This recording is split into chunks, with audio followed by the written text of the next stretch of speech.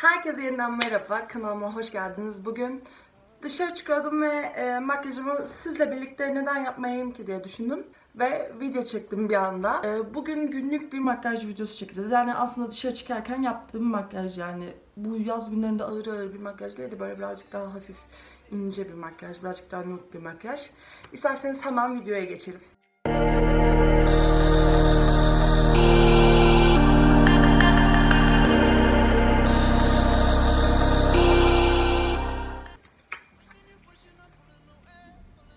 İlk adım olarak nemlendiricimi yüzüme alıp pıt pıt pıt pıt pıt pıt hemen yediriyorum. Gerçekten bu arada hızlı olmam lazım çünkü saat şu an 16:50 falan ve biz 7'de buluşacaktık, yani 7:30'da buluşacağız aslında ama yani 7'de benim olmam lazım. Evim uzak olduğu için birazcık buluşacağımız yere her zaman yarım saat 40 dakika önceden çıkmam gerekiyor. Oha, ne kadar bağırıyorum. Bakar mısınız? Elim kamufle oluyor. Elim beyaz. Ay neyse, hemen hızlı olmam lazım, oyalanmayacağım. Puf pufumu yaptıktan sonra, nemlendiricimi yaptıktan sonra puf pufumu alıyorum. Beauty blenderımı. Ay hiç görünmüyor bu da. Yes, şöyle gösterebilirim belki. Ben zaten aşağı bırakırım ya, göremezsiniz. Flormar'ın bu Fusion Power fondötenini kullanıyorum. Bir pıt aldım.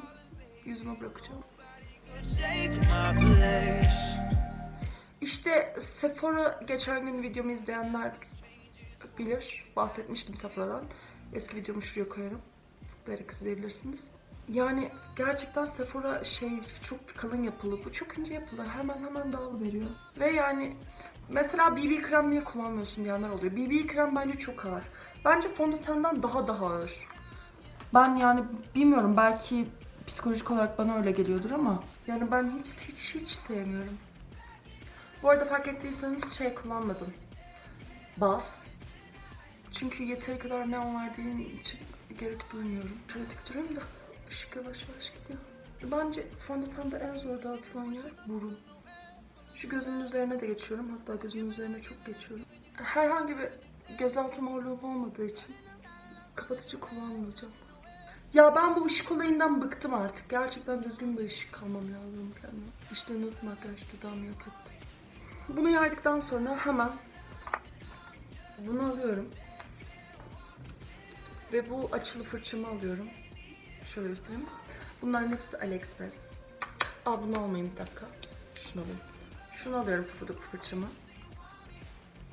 Buradan şu pembemsi tonda olan alıyorum şunu.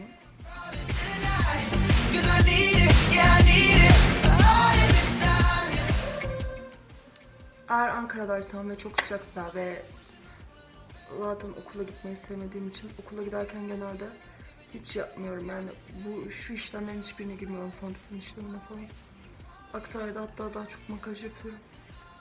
Ankara'da eğer önemli özel biriyle buluşacaksam, ne bileyim işte arkadaşlarımla dışarı çıkacaksam, özel bir etkinlik yapacaksam o gün, yani hep yapmadığım.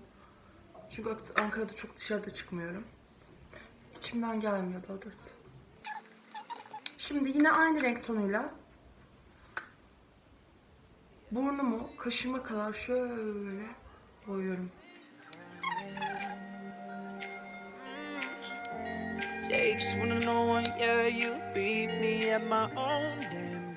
Bunu sürdükten sonra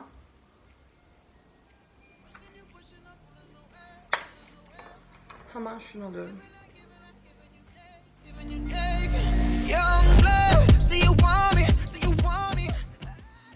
Bunun yanaklarımın şuralarına, allık kısmına, burnuma ve gözüme geçiyorum.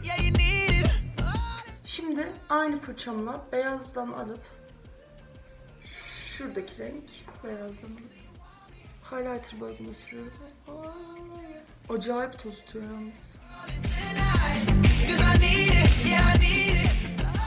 Şimdi kaşımı yapacağım. Sephora'nın bu kalemini kullanıyorum.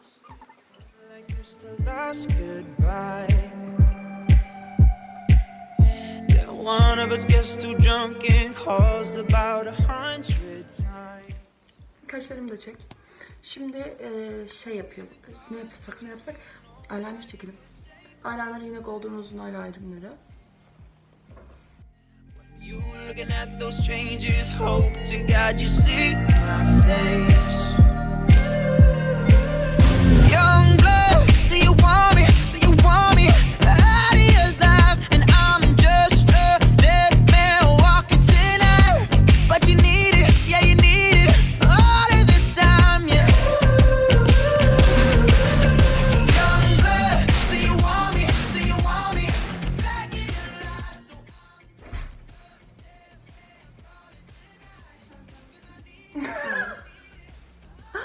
Anne bende değil.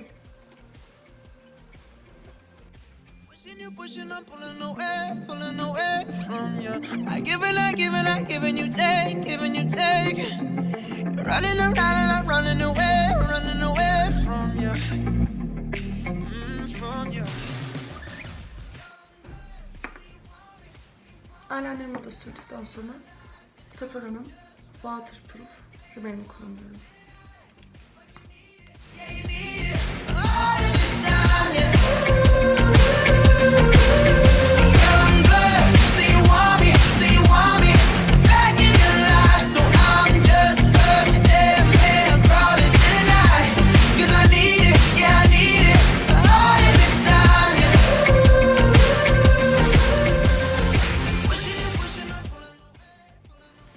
Son adım olarak bu ve bu.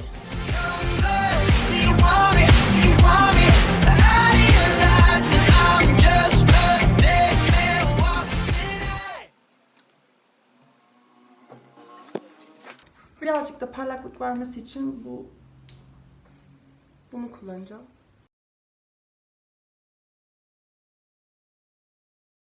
Ve makyajım bitti.